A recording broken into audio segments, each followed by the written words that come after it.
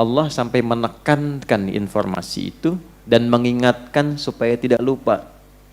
Sebab kalau sudah lupa kan suka nggak inget ya. Nah, makanya ditekankan, dan pengingat ini sepekan sekali minimal sadar untuk mengevaluasi sepekan ke belakang dalam berkegiatan.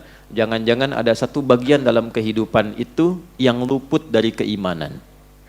Karena setiap insan kalau sudah beriman, diingatkan oleh Allah standarnya, ya ayyuhalladzina amanu, kalau sudah menyatakan beriman, standarnya ittaqullah.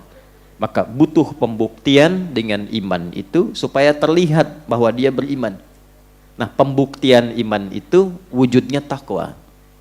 Jadi kalau kita ingin dikenali sebagai tanda insan beriman, mesti ada bagian takwa yang tampak. Karena takwa itu pembuktian iman. Wujud takwa itu wujudnya beragam. Ada yang terkait dengan Allah, kepatuhan kita kepada Allah. Kan kita mengatakan beriman kepada Allah, tandanya apa? Maka Allah tunjukkan dan turunkan bentuk takwa sebagai pembuktian hamba ini beriman kepada Allah. Wujudnya ibadah namanya. Karena itu kenapa diminta sholat misalnya? Nah, sholat itu tanda kepatuhan, tanda keimanan. Karena itu Nabi mengatakan perbedaan orang beriman dengan orang yang belum beriman itu terlihat pada sholatnya. Al-farqu bainal mu'min wal kafir tarkus sholat. Karena itulah sholat pun disebut dalam Quran dengan kata iman. Sekali di Quran disebutkan sholat dengan nama iman. Di Quran surah kedua Al-Baqarah di ayat 143. Ketika sampai ke menjelang ujung ayatnya Allah berfirman, wa ma kana Allahu liyudhi'a imanakum. Di situ salat disebut dengan iman.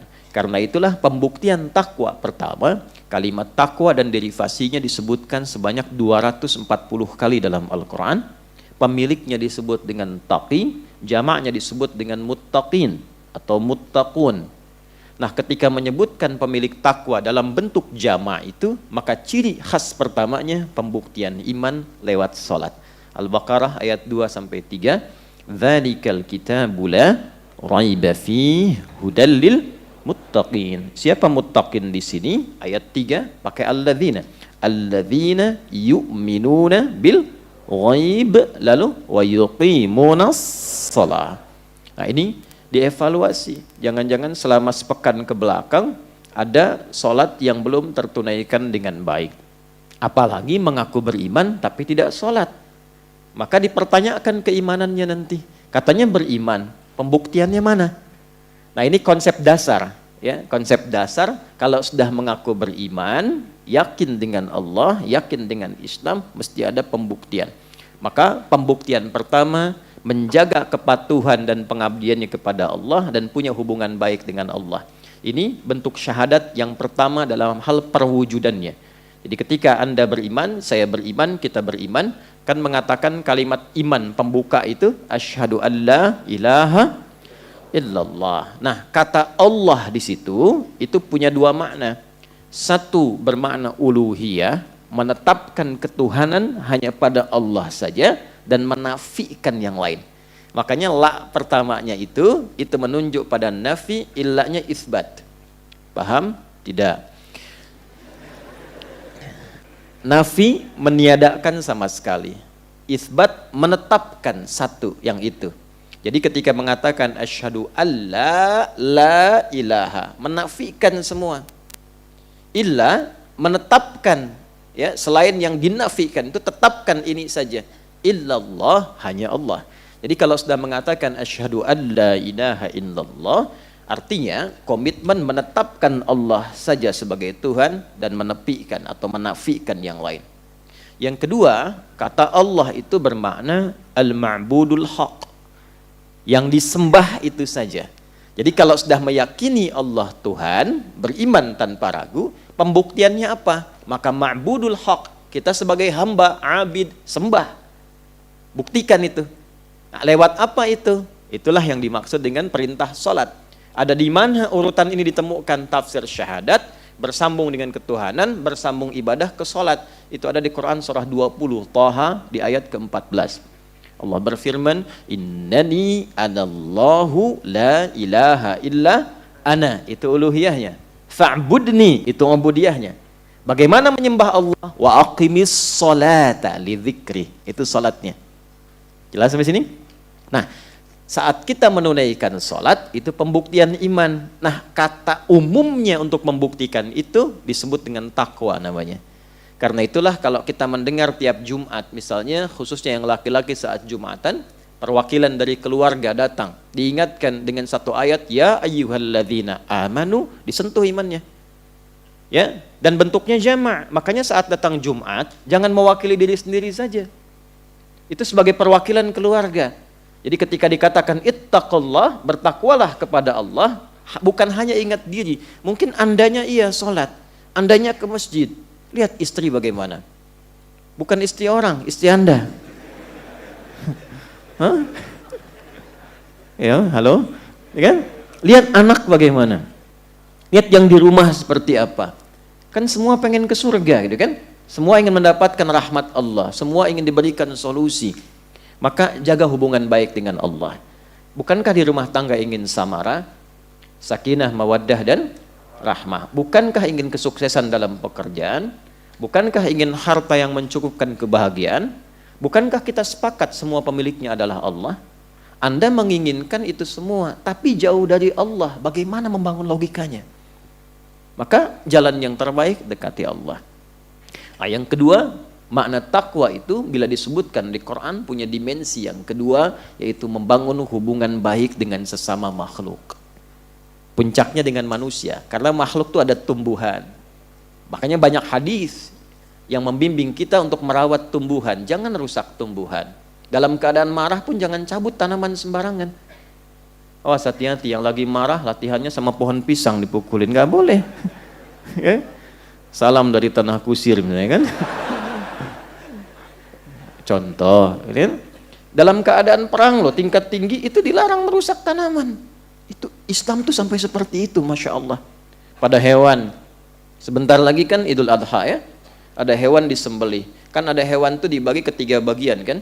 Hewan yang dikonsumsi, hewan yang digunakan untuk membantu dalam hal pekerjaan seperti yang membajak.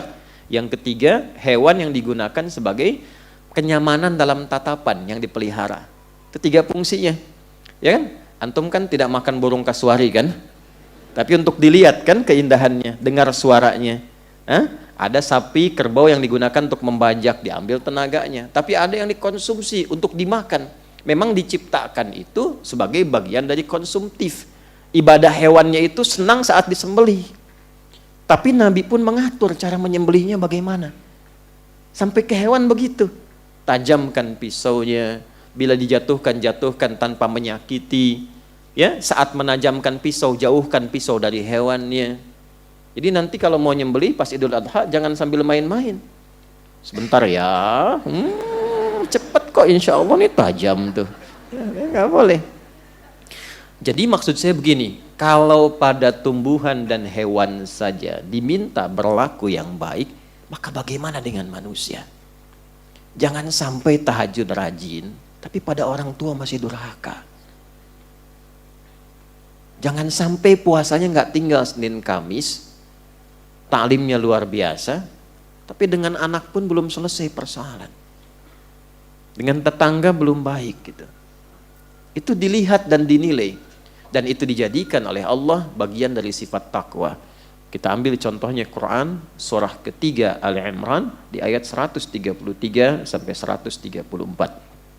Wasari'u ila maghfiratin min rabbikum wa jannatin 'arduha as-samawati wal ardu u'iddat lil muttaqin. Siapa muttaqin di sini yang dijanjikan surga seluas langit dan bumi?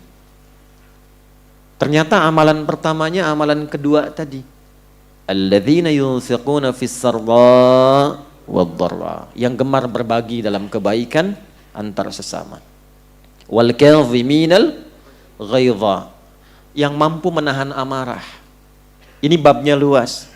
Artinya tidak banyak memprovokasi orang sehingga orang marah. Diprovokasi bisa tenang sehingga mampu memberikan solusi dalam kebaikan. Wal afina anin, membangun kedamaian. tidak senang berselisih, menghadirkan sifat maaf dibandingkan dengan sifat-sifat perselisihan. Wallahu yuhibbul muhsinin, banyak menebar kebaikan. Apa yang kurang baik dalam Islam? Semua baik, makanya disebut Islam. Tuntunannya disebut silmi, hasilnya disebut dengan salam, orangnya muslim.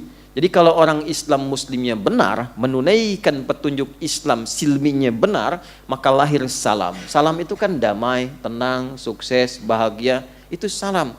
Dan di 3 alam, bukan hanya di dunia. Wassalamun alaihi yawma wulida wa yawma yamutu wa yawma yub'atsu hayya. Quran surah ke-19 di ayat yang ke-15. Nah, sebelum kita memulai, ada baiknya kita mengevaluasi diri sampai dengan kita berada di duha kali ini. Apakah betul-betul sudah serius meningkatkan takwa supaya kita punya nilai di hadapan Allah Subhanahu wa taala. Karena itulah kalimatnya berbunyi ittaqullaha haqqa tuqatih. Jangan terlihat seperti serius di majlis ta'lim, tapi ternyata ketika keluar kembali kepada adatnya yang tidak disukai oleh Allah Subhanahu wa taala. Di dalam masjid baik, di luar masjid baik, pulang dari sini yang ada persoalan dengan Allah segera taubati. Sehingga mudah-mudahan saat wafat itu husnul khatimah. Ya, keluar dari masjid ini wafat husnul khatimah. Nah, yang amin nanti mudah-mudahan langsung ya, langsung mendapat kebaikan, kan wafatkan ajalnya. Ya, baik, dan tolong pulang dari sini pun lihat lagi dengan keluarga, perbaiki dengan kerabat-kerabat kita, mudah-mudahan kita dikumpulkan dalam keadaan yang taat di hadapan Allah Subhanahu wa taala.